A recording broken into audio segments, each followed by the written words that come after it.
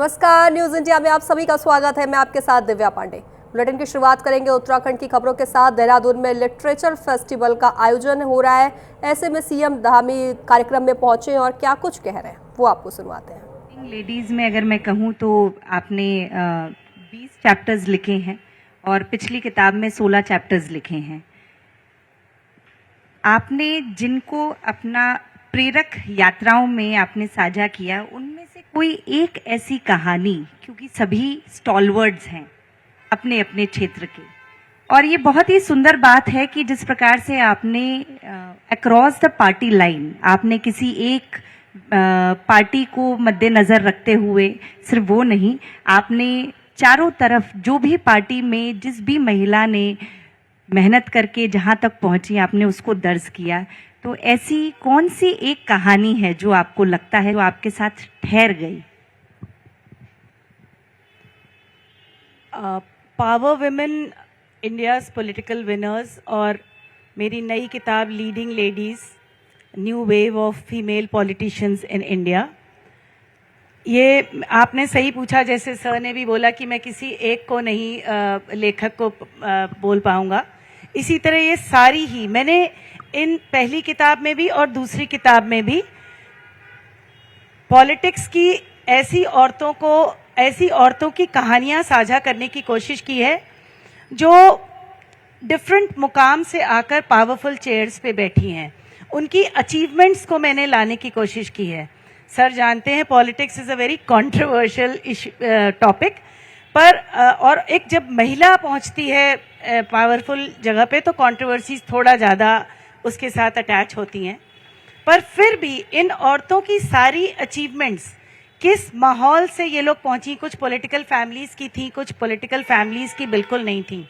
मैं अपनी नई किताब में अगर देखूं तो मुर्मू जी, उनकी कहानी एक आदिवासी लड़की की तरह वो बड़ी हुई और वो एक काउंसलर से आज हमारे देश की प्रेसिडेंट राष्ट्रपति बन के बैठी हैं। ये एक बहुत ही एनकरेजिंग बात है, सारी महिलाओं के लिए होनी चाहिए भी। हमारे साथ बहुत सारी बच्चियां बैठी हैं। जब भी राजनीति में या किसी भी जगह कोई भी औरत आगे बढ़ती है, कोई भी सक्सेसफुल पोस्ट या एक पद ग्रहण करती है, तो डायरेक्टली इनडायरेक्टली सबके लिए एक एग्जाम्पल बन जाती है, जो हमारी मुर्मू जी भी बनी कि देखो जब ये वहां पहुंच सकती हैं तो शायद हम भी वहां पहुंच सकते हैं। ये एक बहुत ही बड़ा एक वो होता है कि हम पहुंच सकते हैं वहां पे। तो मुर्मू जी बहुत मेरे लिए एक एनकरेजिंग स्टोरी है, मेरे लिए बहुत ज्यादा। जी बिल्कुल ठीक बात है। मुझे लगता है कि सभी महिलाओं के लिए बहुत ही बड़ा प्रेरक स्रोत के रूप में राष्ट्रपति महोदया हमारी हैं, और यहाँ भी आई थी वो देहरादून में। उनका जो वीडियो देख करके, वो जितनी बार भी वो वीडियो देखा जाए, ब्लाइंड चिल्ड्रन के साथ में जो उनका एक प्रोग्राम था, very very compassionate she is. एक नेता का मतलब एक जब पुरुष राजनीति में जाते हैं तो वो भी बहुत कंपैशनेट होते हैं, पर औरतों के साथ उनकी जीन्स में शायद कंपैशन होता है, एम्पैथी होती है। तो महिलाएं राजनीति में और आगे बढ़े। बल्कि मैं एक सवाल अगर आप आगे जरूर, प्लीज सर, आपने बहुत सारे नई पहल उत्तराखंड में की है। मैं इलाहाबाद की बहुत गर्व से कह सकती हूँ, इलाहाबाद की बेटी हूँ, और उससे भी ज्यादा गर्व से कह सकती हूँ कि मैं देहरादून की बहू हूँ। और उत्तराखंड एक ऐसा चिपको मूवमेंट, यहाँ महिलाओं का बहुत बड़ा रोल है चिपको मूवमेंट, और जब उत्तराखंड बना उसमें भी महिलाओं का बहुत बड़ा योगदान था। यहाँ पे बहुत सारी लड़कियां बैठी हैं, आपने कई काम पहल किए हैं। क्या राजनीति के लिए कुछ आप ऐसा कर सकते हैं जो यहाँ लड़कियां बैठी हैं कि नेशन बिल्डिंग में महिलाओं का बहुत बड़ा रोल होता है, एक डॉक्टर बनना, एक इंजीनियर बनना, इसको नेशन बिल्डिंग कहते हैं। पर राजनीति में आना बहुत बड़ा, क्योंकि आप उस मुकाम पे हैं जहां आप हम सब के लिए फैसला ले रहे हैं। तो क्या लड़कियों को हम प्रेरित कर सकते हैं कि वो राजनीति में आएं और अच्छे कदम उठाएं, और उनको हम लोग प्रेरित करें? इसको हम लोग एक नाम दे सकते हैं, नन्हे नन्हे पैर बड़ी बड़ी तालियां, ताकि ये कुछ ऐसा काम करें और आगे बढ़ के, और हमारा उत्तराखंड से महिलाओं का नेशनल प्रेजेंस बहुत कम है। तो कुछ हम लोग अपनी महिलाओं को राजनीति की तरफ कैसे प्रेरित करें कि नेशनल प्रेजेंस भी हो और उत्तराखंड में बच्चियां आगे राजनीति की तरफ प्रेरित हों। ये आपसे मैं बोलूंगी कि आप उत्तराखंड में कोई ऐसी स्कूल में, और हम एक बहुत अच्छे स्कूल में बैठे हैं, हैरी मान सर के स्कूल में, ये one of the premier schools है, तो एक संदेशा देगा बच्चों के लिए, खास तौर से बच्चियों के लिए। मैं तो चाहता हूं कि हमारी सभी बेटियां, जितनी भी बेटियां यहाँ बैठी हैं, इनके समेत मेरे राज्य की सभी बेटियां, वो सभी नेता बने। Thank you sir, that's a very very encouraging statement from you. और मैंने नेता कहा ना, तो ये नेता बने केवल ऐसा नहीं कि वो पॉलिटिक्स में आके नेता बने, राइट, ठीक है ना, राइट। और पॉलिटिक्स वाले भी कुछ बन जाएंगे, हमारी तरफ भी 2-4-5, तो कोई ऐसी दिक्कत नहीं है इसमें से। लेकिन नेता माने जिस फील्ड में भी काम करे, उस फील्ड में सबसे अच्छा काम करें, सबको रास्ता दिखाने का काम करें, तो बनेंगे ना नेता। ऐसे सभी हमारी बेटियां बनेंगी नेता। कौन कौन नेता बनेगा बताइए, कौन कौन लीडर बनेगा? बहुत जोर से हाथ उठ रहे हैं, मुझे बहुत खुशी हो रही है। जैसे हमका अभी मैं कोई देख रहा था, वो बछेंद्री पाल जी ने मुझे एक 10 लाख रुपए का चेक भिजवाया है। अभी यहाँ आने से पहले उन्होंने अपने उससे मुख्यमंत्री राहत कोष में डिजास्टर के लिए हमारे रिलीफ फंड में, तो बछेंद्री पाल, कितने लोगों ने नाम सुना है उनका? अभी हमारी टीम ने जो है वो वर्ल्ड कप जीता जी, महिला क्रिकेट वर्ल्ड कप जीता है। तो हम उनको, उन सभी बेटियों को कह सकते हैं ना कि वो कौन से फील्ड की नेता है? जोर से बोलिए, आवाज नहीं आई। और बछेंद्री पाल जानते हैं ना? अभी नहीं, आपने जिन्होंने नाम नहीं सुना है तो एक बार बछेंद्री पाल का नाम उसमें सर्च करना गूगल में, आप लोग उसमें अपना मोबाइल में जो देखते रहते हैं, क्या बोलते हैं बीनू जी उसको, क्या प्रिया जी? सर्फिंग। नहीं, दिन भर जो करते रहते हैं बच्चे जो है, इंस्टाग्राम रील्स, तो उसमें भी ढूंढेंगे तो कहीं ना कहीं मिल जाएगा। हाँ। तो उनको हम कह सकते हैं, उन्होंने एवरेस्ट की चोटियों को छूने का काम किया जी, तो हम उनको कह सकते हैं एवरेस्ट के क्षेत्र की नेता या पर्वतारोहण क्षेत्र की नेता। ऐसे बहुत सारे नाम है। पीटी उषा का नाम हम लोगों ने सुना है, नए बच्चों ने थोड़ा कम सुना होगा, जिनको कहते थे उड़न परी। सब जानते होंगे, वैसे सबकी मम्मियां बताती होंगी। तो नहीं है तो आज मैंने 2-3 नाम आप लोगों के सामने रखे हैं, तो हमारी बेटियां जरूर जो है इन नामों को जरूर ढूंढेंगी अपने उसमें। तो इसलिए मैं तो कहूंगा कि बीनू जी, आपने कहा कि ये सर कोई स्कीम आप निकाल केवल पॉलिटिक्स में नहीं, मैं चाहता हूं कि हर फील्ड में जी ये सब लीडर बने। एब्सोल्युटली, और उसमें हमारी पूरी सरकार इनके साथ है। और तो खबरों की शुरुआत करेंगे बड़ी और अहम खबर के साथ। हरिद्वार में धामी सरकार का बड़ा एक्शन, ग्राम समाज की जमीन पर बनी अवैध मजार पर चला बुलडोजर। प्रशासनिक टीम और भारी पुलिस फोर्स तैनात, मजार पर बुलडोजर चलाकर पूरी तरह किया गया ध्वस्त। अवैध कब्जे पर जीरो टॉलरेंस की नीति दोहराई गई है। बता दें, पुलिस ने पूरे इलाके में लगाया है कड़ा पहरा।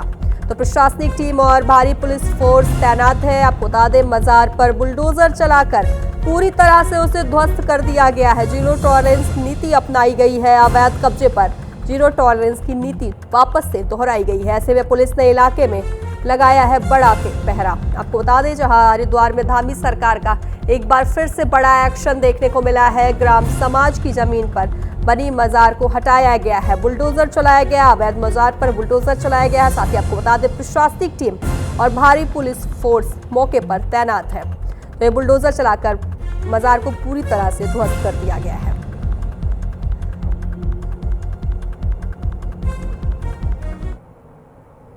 मेरी मौजूदगी हरिद्वार के लक्सर में है और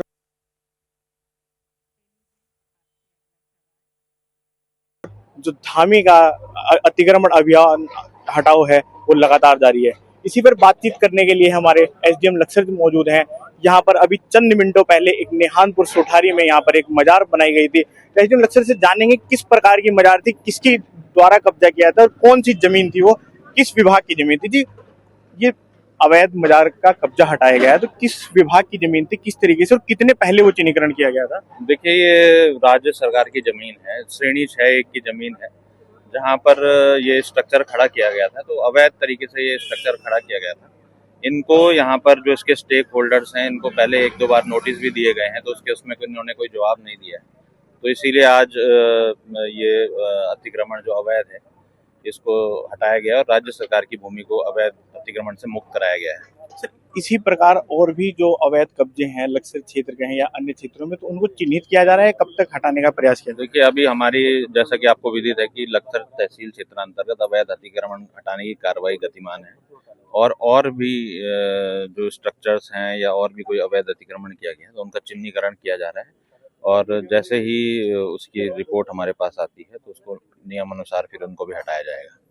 देखिए, साफ तौर से यहाँ पे जो नेहानपुर सुठारी में जो यहाँ पे अवैध मजार थी वो हटाई गई है। आप मेरे पीछे साफ तौर से देख सकते हैं कि यही वो जगह है जहाँ से धामी का बुलडोजर एक्शन हुआ है और दिखाएंगे कि देखिए हमारे पीछे साफ तौर से यहीं पे जो अभी चंद मिनटों पहले एक मजार हुआ करती थी उसको निस्ता नाबूद कर दिया गया, यानी कि जमी दोज कर दिया गया है। तो आप समझ सकते हैं कि किस तरीके से इस मजार को हटाया गया था। लगातार जो है प्रशासन चुनौती देता रहता है कि अगर इस तरीके का कोई भी अवैध कब्जा है तो उसको स्वयं हटा लें या फिर धामी का बुलडोजर हटाने के लिए आएगा। तो चंद मिनटों पहले यहाँ पे एक जो मजार थी उसको निस्ता नाबूद करके और जमी दोज करके यहाँ से प्रशासनिक कार्यवाही जो है पूर्णतः चालू है।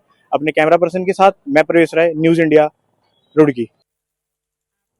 तो एक और विस्तार से जानकारी देने के लिए हमारे साथ हमारे संवाददाता विश्वास सैनी हमारे साथ जुड़ गए। विश्वास, अवैध मजार पर एक बार फिर से बुलडोजर चला है, जीरो टॉलरेंस की नीति एक बार फिर से दोहराई गई है, क्या कुछ जानकारी आपके पास? जी हाँ, देखिए दिव्या, जिस तरीके से मैं आपको बताऊं कि हरिद्वार में ये दोबारा है कि बुलडोजर का जो प्रशासन के ऊपर जिस तरह प्रशासन ने जिस तरह से बुलडोजर का एक कार्यक्रम किया है, जिस तरह से पीला पंजा जिस तरह से गर्जा है, तो वो ये दोबारा हुआ है क्योंकि हरिद्वार में इससे पहले भी कई बार जो अवैध अतिक्रमण है उसको हटाया जा चुका है। तो इस तरह से अब लक्सर तहसील के अंदर भी जिस तरीके से अभी ये एक्शन हुआ है तो इस तरह से धामी सरकार का बड़ा एक्शन हुआ है। ग्राम समाज की जमीन पर जो अवैध मजार बनी हुई थी उस पर जरूर बुलडोजर चला है। एसडीएम सौरभ अग्रवाल जो है उनकी मौके पर जिस तरह से मौजूदगी थी वो बता भी रहे थे। प्रशासनिक टीम है, भारी पुलिस फोर्स भी वहां पर तैनात है। पूरे क्षेत्र को जो है पूरे सुरक्षा घेरे में लिया गया है। तो मजार को प्रशासन ने मौके पर बुलडोजर से चलाकर पूरी तरह ध्वस्त कर दिया है। अवैध कब्जे पर जीरो टॉलरेंस की जो नीति है वो दोहराई जा रही है। कार्रवाई के दौरान किसी भी विवाद से बचने के लिए पुलिस ने पूरे इलाके में जो है कड़ा पहरा जो है वो लगाया था और धामी सरकार का ये एक्शन जो है वो आगे भी जारी रहेगा क्योंकि जिस तरीके से देखा जा रहा है कि कई ऐसी जमीनें हैं जहां पर अवैध कब्जा किया गया है तो प्रशासन जो है वो पूरी तरीके से इसका अवैध कब्जे के खिलाफ जितना भी प्रशासन कर सकता है विवादित जितना भी होगा उसको तब भी उसके बाद भी हटाया जाएगा क्योंकि पीला पंजा जो है वो अब गरजने को तैयार है। क्योंकि प्रशासन जो है जिस तरह से अवैध कब्जे हैं उनको वो पहले भी नोटिस दे चुका है। अगर नोटिस के बाद उनका जवाब नहीं आता है तो प्रशासन का जो पंजा है वो जरूर गरजेगा और जवाब अगर नहीं देते हैं तो बुलडोजर जो है बुलडोजर एक्शन जरूर होगा। तो ये दोहरी नीति जिस तरह से रहती है कि आप अवैध कब्जा भी कर लेते हैं और उसके बाद प्रशासन को जवाब भी नहीं देते, तो ऐसे में अब ये नहीं चलेगा। अब धामी का जो पीला पंजा है वो जरूर गरजेगा। ये साफ जो संदेश है वो दिया जा रहा है लक्सर में भी। जी बिल्कुल विश्वास, चूंकि पीला पंजा का असर उत्तर प्रदेश से लेकर उत्तराखंड में भी देखा जा रहा है, तो आप हमारे साथ बने रहिए, आगे हम आपसे जानकारी लेंगे। तो खबरों में आगे बढ़ेंगे। ऋषिकेश में बंजी जंपिंग के दौरान हुआ बड़ा हादसा। 150 मीटर की ऊंचाई पर झूल रहे युवक की टूटी केबल, नीचे बने टीन शेड पर जा गिरा युवक। हादसे में युवक को आई है गंभीर चोटें। युवक को तुरंत हॉस्पिटल रेफर कर दिया गया है। फिलहाल सुरक्षा मानकों पर बड़े सवाल भी खड़े हो रहे हैं। तो बड़ी और अहम जानकारी आपको ऋषिकेश से दे रहे हैं, जहां नीचे बने टीन शेड पर युवक गिरा है। हादसे में युवक को गंभीर चोटें आई हैं। तो लगातार हमारे संवाददाता विश्वास सैनी हमारे साथ बने हुए हैं। विश्वास, ऋषिकेश में बंजी जंपिंग के दौरान बड़ा हादसा हो गया है। 150 मीटर की ऊंचाई से झूल रहे युवक नीचे गिरा है। टूटी केबल टूटा, जिसके बाद वो नीचे गिर गया। क्या कुछ जानकारी आपके पास? भैया देखिए, ये जो हादसा है ऋषिकेश के शिवपुरी क्षेत्र के थ्रिल फैक्ट्री एडवेंचर पार्क में हुआ था, जहां पर बंजी जंपिंग के दौरान ये जो बड़ा हादसा हुआ है जिसमें गुरुग्राम का 24 वर्षीय सोनू कुमार वो बुरी तरीके से घायल हो गया है।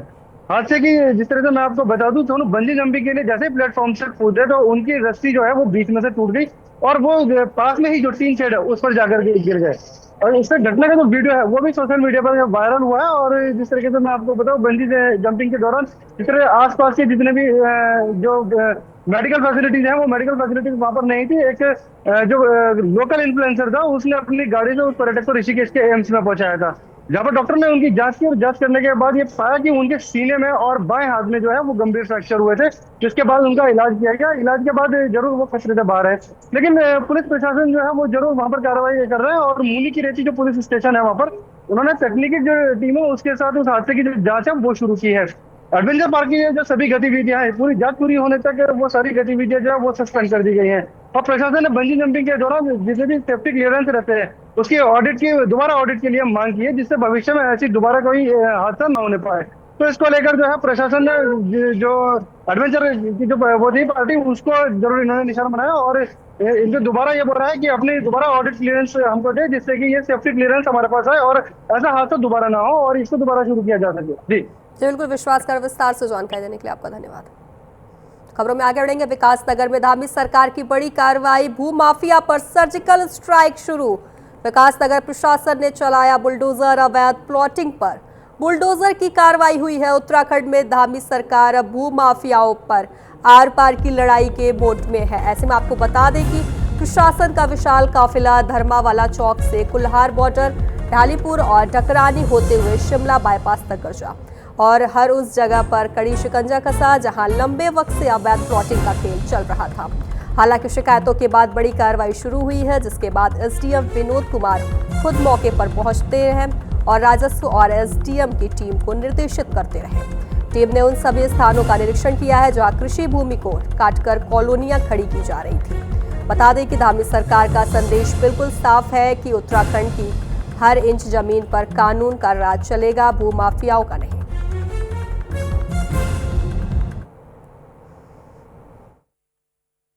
ये विकासनगर के अंतर्गत कई जगहों पे अनाधिकृत रूप से प्लॉटिंग करके जमीन खरीद बिक्री करने के प्रकरण की सूचना प्राप्त हुई थी। उसी के क्रम में आज हमारे ज्वाइंट टीम के द्वारा निरीक्षण किया गया है और कई जगहों पे ये पाया गया है कि प्लॉटिंग की जा रही है। तो उन जो लोग वहाँ पे मौजूद थे उन लोगों से अभिलेख मांगे गए हैं। जो एमडीडीए के द्वारा सैंक्शन है उनको छोड़ के जो अनाधिकृत रूप से प्लॉटिंग की जा रही है उनके अब एक अभियान के रूप में लिया जाएगा और अभियान के रूप में लेते हुए जहाँ पे भी इलीगल प्लॉटिंग की जाएगी उन पे ध्वस्तीकरण की कार्रवाई की जाएगी।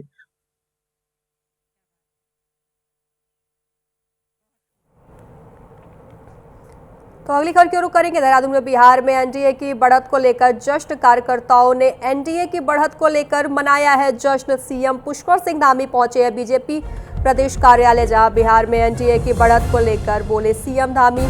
बिहार में जनता ने एनडीए को प्रचंड बहुमत दी है, सीएम धामी द्वारा कहा गया है। साथ ही कहा गया है कि देहरादून स्थित बीजेपी प्रदेश कार्यालय पहुंचे हैं, जहां पार्टी पदाधिकारी और कार्यकर्ता बिहार चुनाव 2025 में एनडीए की बढ़त का जश्न मना रहे थे। तो इस दौरान सीएम पुष्कर सिंह धामी ने कहा कि बिहार की जनता ने विकास, प्रधानमंत्री मोदी और एनडीए को प्रचंड बहुमत देकर अपनी मुहर लगाई है। लोग अब काम के आधार पर वोट देते हैं। जनता ने प्रधानमंत्री मोदी पर भरोसा किया है और वहां एक बार फिर एनडीए की सरकार बनाई है। मैं बिहार की जनता का आभार व्यक्त करता हूं। तो वहीं उत्तराखंड, उत्तर प्रदेश और जहां भी चुनाव होने हैं, लोग कांग्रेस के झूठ और छल को नकारने के लिए तैयार हैं। देश के अंदर अब जहां भी चुनाव हो रहे हैं सब जगह डबल इंजन की सरकारों को प्राथमिकता मिल रही है। डबल इंजन में सरकारें बार बार चुनी जा रही हैं क्योंकि प्रधानमंत्री श्री नरेंद्र मोदी जी के नेतृत्व में जनता डबल इंजन सरकारों का काम देख रही है, पारदर्शिता देख रही है, सुशासन देख रही है। और बिहार की जनता ने भी आज इसी सुशासन पर, इसी विकास पर, मोदी जी के भरोसे पर, एनडीए के भरोसे पर अपनी मोहर लगाई है और प्रचंड बहुमत दिया है। अब जनता काम देखकर वोट देती है, काम के आधार पर वोट देखती है। और वहां बिहार के अंदर दो पार्टी के शहजादों ने बिहार की जनता को भरमाने के लिए कुछ आरोप लगाए, कुछ गलत बातें करी, लेकिन जनता ने उनको सिरे से नकार दिया। तो अगली खबर की ओर रुख करेंगे। चंपावत के लोहाघाट में एनडीए गठबंधन की शानदार जीत और बीजेपी के दमदार प्रदर्शन पर शुक्रवार को बीजेपी कार्यकर्ताओं ने लोहाघाट नगर मंडल अध्यक्ष गिरीश कुंवर के नेतृत्व में मीना बाजार में आतिशबाजी करते हुए जीत का जश्न मनाया और मिठाइयां बांटी। तो वहीं बीजेपी पदाधिकारियों ने जानकारी देते हुए कहा कि ये ऐतिहासिक जीत प्रधानमंत्री नरेंद्र मोदी की कुशल रणनीति और जनता के बीच उनकी लोकप्रियता के कारण हुई है और बिहार में महागठबंधन पूरी तरह हारा है।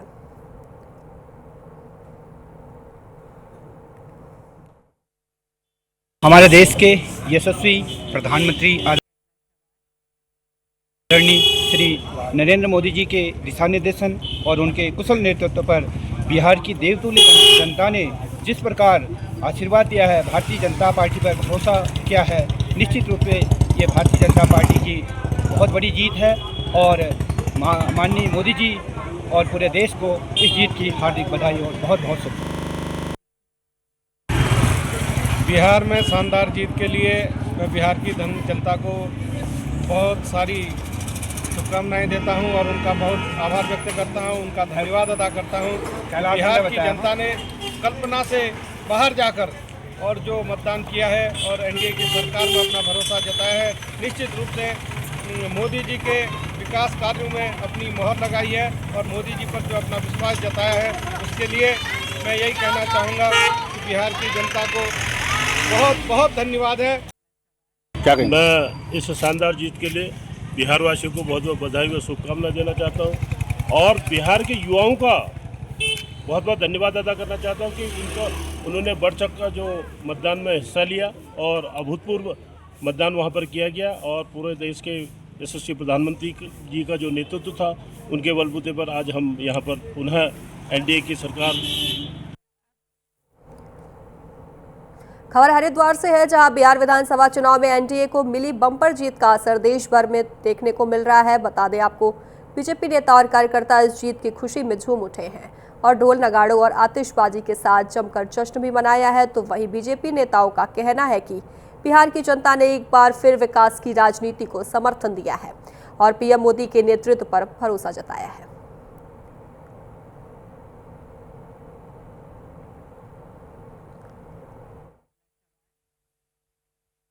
आज बिहार में एक अभूतपूर्व विजय हुई है, जिसमें नेता प्रतिपक्ष के तौर पर कोई राजनीतिक दल नहीं पहुंच पा रहा है। आज मैं बिहार की जनता को बधाई देना चाहता हूँ, शुभकामनाएं देना चाहता हूँ, बिहार की मातृशक्ति को बधाई देना चाहता हूँ। एक बहुत बड़ी विजय बिहार में प्राप्त हुई है। इसके लिए आज पूरे देश भर में जो जश्न का माहौल है, इसके लिए बिहार की जनता को, बिहार की मातृशक्ति को बधाई, शुभकामनाएं। बहुत उत्साह का विषय है। बिहार की जनता और बिहार की मातृशक्ति ने ये साबित किया है कि प्रधानमंत्री नरेंद्र मोदी इस देश के जन जन के दिल में बसे हुए हैं। ये जीत एक और बात दिखाती है कि कांग्रेस को अब भविष्य में राजनीति के इस क्षेत्र से हटकर जनता के दिलों में स्थान बनाना पड़ेगा। आज कांग्रेस का नेता नहीं बचा और जिसके चेहरे पर वो चुनाव लड़ रहे थे, वो खुद चुनाव हार गया। इससे स्पष्ट होता है कि बिहार की जनता से ज्यादा जागरूक जनता कोई हो नहीं सकती।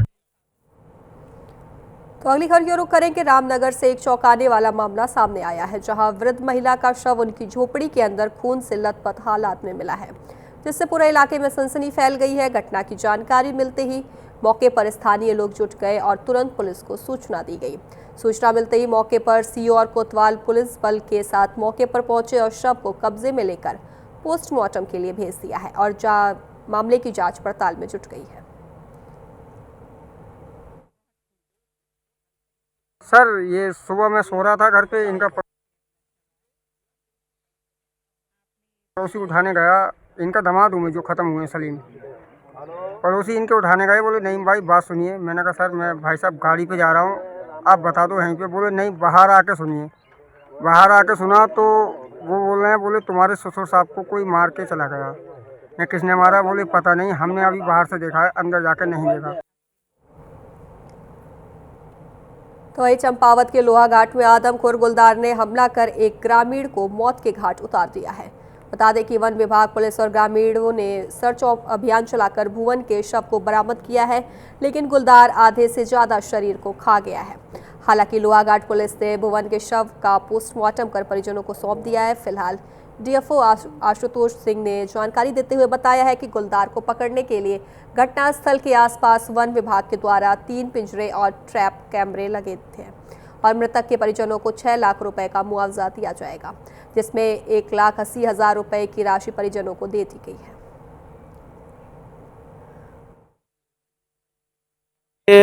मैंने सवेरे पूरे क्षेत्र का निरीक्षण किया। मैं जो संबंधित एसडीओ साहब थे, स्टाफ थे, वो लोग भी साथ में थे। तो इसमें हम लोग ने तत्काल जो है पिंजरा लगाने की अनुमति प्राप्त कर ली है मुख्य वन जीव प्रतिपालक महोदय द्वारा, और इसमें हम लोग 3 पिंजरे मौके पे लगा रहे हैं। और साथ ही में हमारी जो क्यूआरटी टीम है, क्विक रिस्पांस टीम, उसको भी सचेत कर दिया गया है। वो भी मौके पे वहाँ पे गश्ती करते रहेंगे। और जो है जितने भी क्षेत्रवासी हैं उनसे मेरा अनुरोध यही है कि वन विभाग का इसमें सहयोग करें। तत्काल अपने सोशल मीडिया के माध्यम से पूरे क्षेत्र में जो है इसकी जानकारी दी। आपका बहुत बहुत धन्यवाद।